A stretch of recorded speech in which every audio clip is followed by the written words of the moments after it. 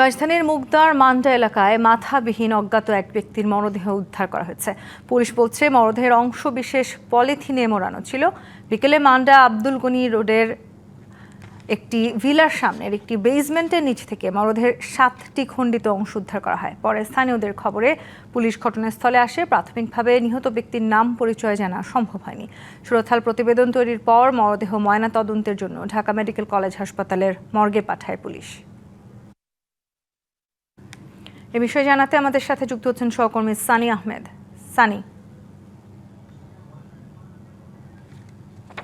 সানি, যে মরদেহটি উদ্ধার করা হয়েছে সেই বিষয়ে আসলে বিস্তারিত কিছু জানা গেছে কিনা, কোনো সবশেষ তথ্য আছে কিনা আপনি কি জানাবেন? কার্যক্রম অব্যাহত রয়েছে বলে আমাদেরকে জানিয়েছে, তবে এখানে র্যাব 3 সদস্যরা এখানে আছে। আমি যদি আপনাকে দেখাই যে যেখান থেকে ঠিক যে বাড়ির নিচ থেকে এখানে লাশটি খণ্ডিত লাশটি পাওয়া গেছিল, ঠিক এই বেসমেন্টের নিচেই 5টি জায়গায় অর্থাৎ হাত এবং পা এবং বডির যে অংশটুকু সেটিকে আলাদা আলাদা করে অর্থাৎ 5টি পলিথিনের মধ্যে এখানে পাওয়া গেছে। আমি ঠিক এখানে যে দুপুরবেলা এখানে যখন লাশটি পাওয়া যায় তারপরে এখানে যে পলিথিনটা এখানে খোলা হয়েছিল সেখানেও আমি তীব্র গন্ধ, এখানে পুরো এলাকা জুড়েই তীব্র গন্ধ এখানে পাওয়া যাচ্ছে। এবং একই সাথে যে ব্যক্তি এখানে প্রথম গন্ধ পেয়ে এখানে এসে যারা এই কম্বল সহ আরো বিভিন্ন জিনিসপত্র দিয়ে অর্থাৎ এখানে বিভিন্ন আমি যারা এখানে প্রত্যক্ষদর্শী ছিলেন তাদের সাথে কথা বলে জানতে পেরেছি এখানে এই কম্বল সহ কিছু মেয়েদের জামা কাপড়ের অংশ বিশেষ এখানে পাওয়া গেছে। ঈদ আসবে, সাথে ক্যাশব্যাকও আসবে। নিজের বা প্রিয়জনের জন্য কেনাকাটায় এবারও নগদ পেমেন্টে পাচ্ছেন দারুণ ক্যাশব্যাক। তাই যাই কিনুন, পেমেন্ট করুন নগদে বলে আমি এখানে যারা প্রত্যক্ষদর্শী ছিল তাদের কাছে শুনতে পেরেছি। এবং একজনের সাথে যদি কথা বলি, যিনি এই সম্পূর্ণ কার্যক্রমের সাথে ছিলেন, পুলিশের সাথে ছিলেন, কি দেখেছিলেন প্রথমে, কি দেখে আসলে আপনি এখানে আসলেন এবং পরবর্তী ঘটনা যদি আমাদেরকে।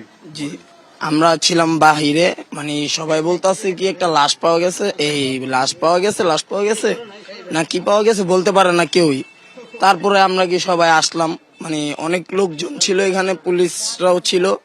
ওনাদের বললো যে ওটা বের করো, একজনরে কেউ বের করতে চায় নাই। আমারে বলতেছে কি বাবা একটু ধরে হেল্প করো। আমি বলতেছি স্যার আমগো আবার সমস্যা হবে। কয় না তোমার সমস্যা হবে না, তুমি আসো। পরে স্যার আমরা ওইখানে যাওয়ার পরে একটা বস্তা দেখি, বস্তাটা আমরা বের করছি।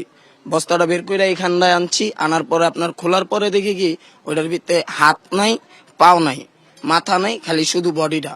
পরবর্তীতে আবার ঢুকছি, ঢুইকা হাত আর পাও আমরা প্যাকেটে পাইছি। এই পাওয়ার পরে এখানে আনছি, পুলিশরা তারপর ঢাকা মেডিকেল নিয়ে গেছে।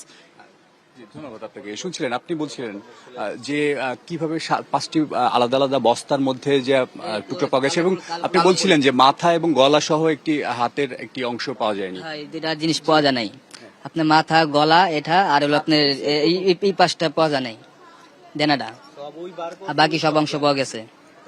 তুমি এই শুনছিলেন এখানে যারা প্রত্যক্ষদর্শী রয়েছে এবং একই সাথে এই যে বাড়িটি এবং এই আশেপাশে যে খোলা জায়গাগুলো রয়েছে প্রচন্ড তীব্র যে গন্ধ এখানে ছড়িয়ে গেছে, সুতরাং মানুষের একটা হাহাকার এবং একই সাথে এই এরকম একটি নির্মম যে সুপরিকল্পিত হত্যাকাণ্ড বলে দাবি করছেন এই এলাকাবাসী। এবং একই সাথে আপনি জানেন যে র্যাব 3 সদস্যরা এখানে ইনভেস্টিগেশন চালাচ্ছে